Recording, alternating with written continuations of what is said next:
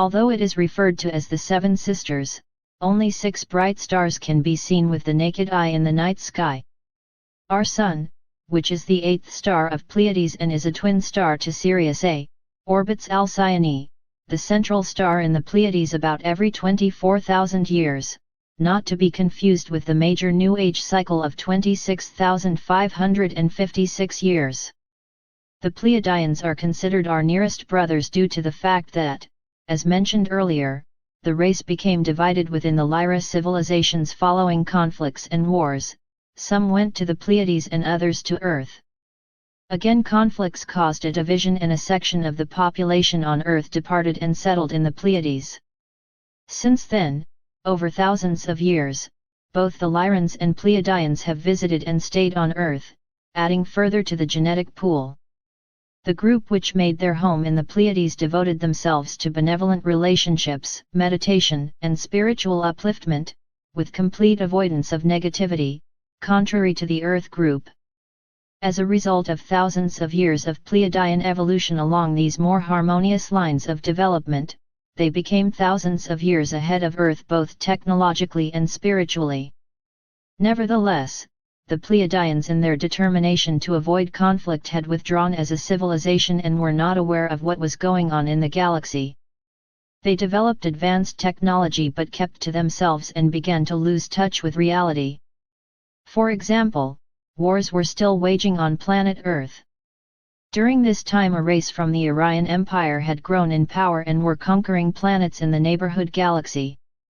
A galactic war ensued, which was essentially the Orions against everyone else. This everyone else eventually formed the First Confederation.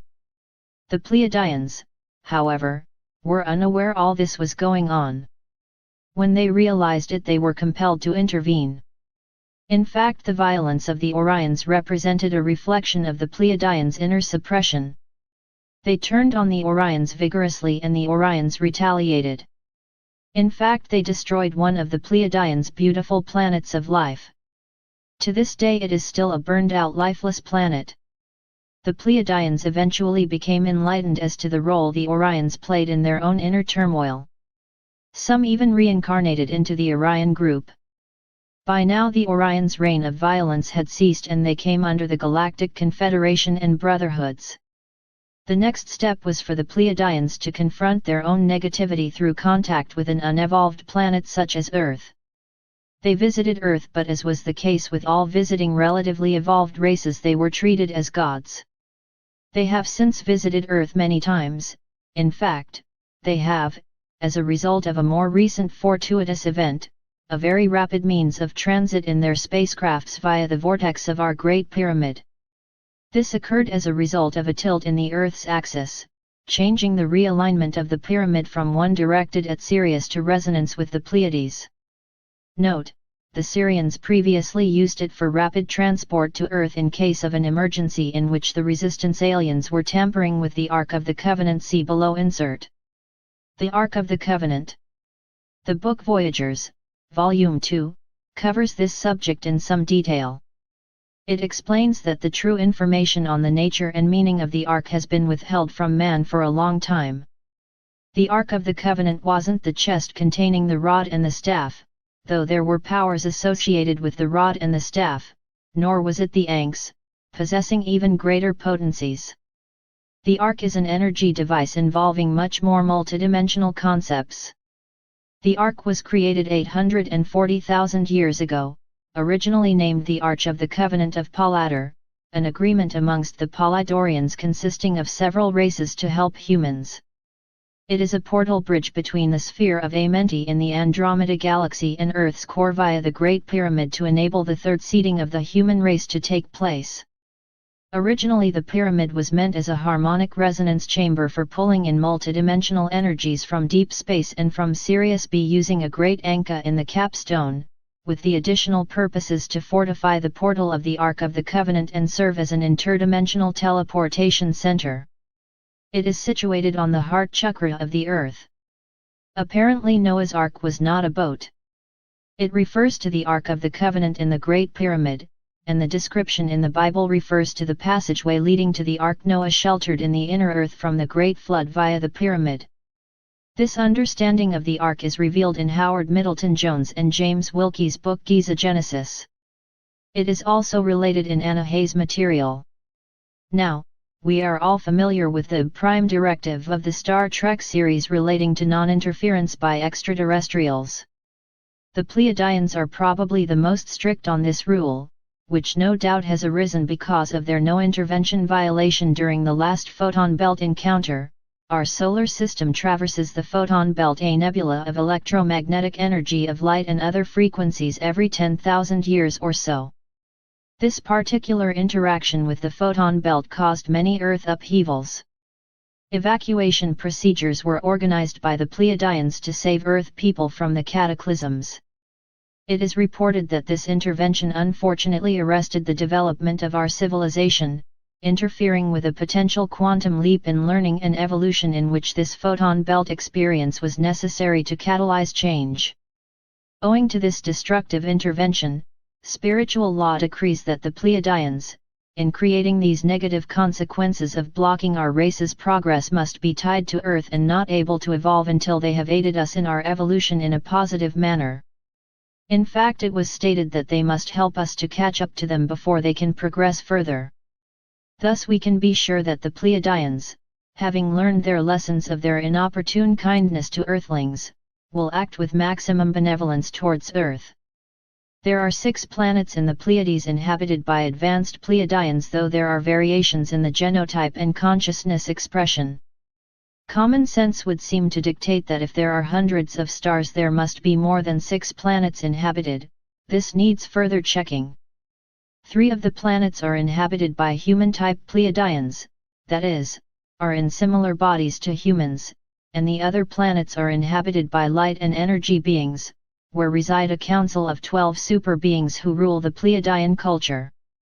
The 3 planets that are inhabited by the physical type are called Arian, Aldebaran, Aldebaran.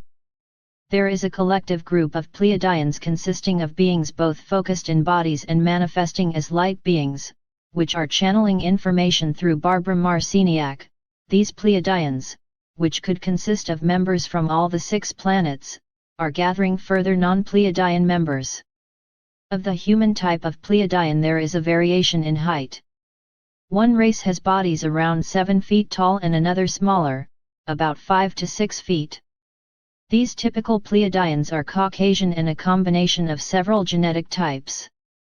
In appearance, eyes range from blue to golden and slightly almond-shaped in the shorter stature race. Hair is light and in rare cases, dark or are redheads, and ears a fraction lower than humans. It was the 7-foot Pleiadians who, according to the book History of the Universe by the Unarius Educational Foundation, once visited the Orion Empire with a view to lifting their civilization into a more spiritual development. On arrival, the Orions' egos were deflated by the taller stature of the Pleiadians and their beautiful, sleek and swift spacecrafts. Each race, Orion and Pleiadian, accepted the extended visit as an exchange of culture, though the Pleiadians' intent was rehabilitation and the Orions' was a deceptive acceptance to inveigle better technology from the Pleiadians and further, to attempt to subtly degrade them. Needless to say, it was not a successful exchange. Emotionally, the Pleiadians are very harmonious due to the path of development they chose to take, which avoided negativity, even repression, but are now going beyond repression. Nevertheless, emotionally they are similar to humans but wouldn't be happy confronting negative emotions the way humans do. In fact, we are informed that advanced ETS will avoid interacting with the negative vibrations of this planet except on special missions. They report that walking, say, in the streets of New York is like walking through solid rock, a high density of fragmented low vibrations, and subsequently is painful. They are somewhat affected adversely by our polluted air but needn't wear protection. In addition, we are told from other sources that some Pleiadian races breathe nitrogen, oxygen rusts, ages the body. Humorously speaking, and its effect, nitrous oxide would be a common ground for Pleiadians and humans. Billy Meyer states they are keen gardeners and this enables them to maintain contact with creation. Some of their flowers change color during the day to obtain maximum benefit from the sun. He explains that every Pleiadian must become familiar with 12 to 20 professions. They do not marry until at least 70 and mature in 12 to 15 years, and they have strict mental and physical examinations before marriage. When a child is born on Pleiades, it is soon given spiritual exercises and education. After about 8 months it may be taken into large room softly padded for its protection and comfort. It will then be encouraged to communicate. Up to this age, the child is very receptive to other dimensions and past lives, and thus the Pleiadian adult gleans as much information as possible during this time for their benefit as well as the child's. They download information using special colored crystals and by moving their hands over the crystals. The baby might be crawling about during this time. Play, for the child on Pleiades, has been perfected as a benevolent applied science. Pleiadians as well as humans are at their most spiritual in very early and very late years, since they are in communication more with the next dimension. Pleiadians vibrate on the spectrum of blue, which means they speak their truth and demand justice for all. They are particularly advanced in music and dance. Their main contribution to Earth is to bring new forms of music that we are beginning to experience. This music contains higher vibrations, designed to activate the higher vortices, chakras, within humans to transform humans' consciousness into the higher dimensions. They are experts in sound and light creations, and have opened up many channels on Earth for the advancement of science, art, medicine, and the humanities. They have many bases on Earth, for example, in the US and the Alps. The latter has been in existence for over 70 years. It is in a closed valley between high peaks and has no roads in or out. It cannot be seen from the air. Meyer's contact described a mothership. The contact said it took nearly half a day to explain the mothership and they had barely scratched the surface. The mothership is not just a 10.5-mile sphere in space, but an assembly consisting of one such sphere, 3 smaller, several-mile diameter spheres joined to the central one 120 degrees apart and below the central one, and a smaller control pod 1/2 to 3/4 mile in diameter mounted on a long extension 3 to 4 miles or more above the main sphere. The whole construction is about 20 miles long. It is entirely built and assembled in space and is not dependent on any planet. The 3 lower spheres contain the manufacturing facilities and the many factories, repair shops, and food production and processing centers for the whole colony. The larger central sphere contains all of the living quarters, parks, recreational facilities, and the spacecraft hangar decks. See UFO Contact from the Pleiades by Wendell Stevens. The contactee Billy Meyer became somewhat of an expert on Pleiadians. He was contacted by a female Pleiadian named Semjace from the planet Era. We might note that she was trained in what we would call diplomatic communication skills for initial interactions with other civilizations. This is quite typical that females perform this role the best. In the near future, female astronauts on Earth will be common. The feminine energy is more conducive for this duty. Semjace's age at that time was 330 years. Less than half normal age.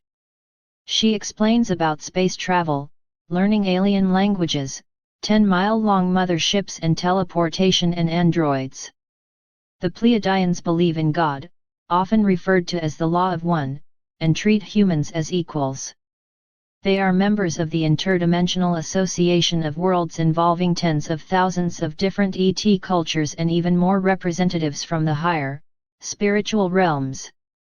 Billy Meyer also refers to female ET astronauts Menara and Alena from the Lyra group, who worked closely with the Pleiadians. Another young female ET from the Pleiades is Sasha, 340 years old, petite, about 100 pounds and 5 feet tall with almond eyes. She describes herself as a socio-cultural engineer/anthropologist. She would be invisible to us, as are all these ETs of greater spiritual advancement and therefore vibration. Though they can lower their vibrations to ours. The Pleiadians are very spontaneous and act in the now. Sasha states that their digestive system is different from ours, a central organ with millions of capillaries expanding to the rest of the body and skin surface. Nutrition, which is almost entirely juices with occasional bulk foods, is digested by their stomach, and waste is passed out at the skin pores. Their human-type elimination system, not needed for many centuries, has atrophied. In other words, there are no toilets on this planet. Clothing is generally loose-fitting and made of an organic material that feeds off the toxins from the skin, converting them to a healthy lubricant, which goes back into the skin. Their skin has a translucent glow. She states that their brain's frontal lobes are larger than ours for intuition and rear ones are more developed for seeing multidimensionally. Their skeleton is more cartilage than bone, especially in the pelvic region. Thus they are much less prone to bone breakages. Note that other Pleiadian races are more similar to humans internally and have intestines 6-8 feet shorter than ours. They don't digest the same kind of heavy foods, such as meat. The Pleiadian races are the most similar to humans, even with regard to the ease with which we believe something or have faith. As with the Zetas, they enjoy creating light shows mentally, except that the Pleiadians can put this on the automatic and let the emotions control the light show. As a final comment, let us emphasize that not all Pleiadians have the welfare of mankind at heart. In addition, there are Anunnaki sources channeling through human vehicles, including Pleiadian Nibiruans, posing as benevolent guides but often supporting the Anunnaki agenda for takeover of Earth.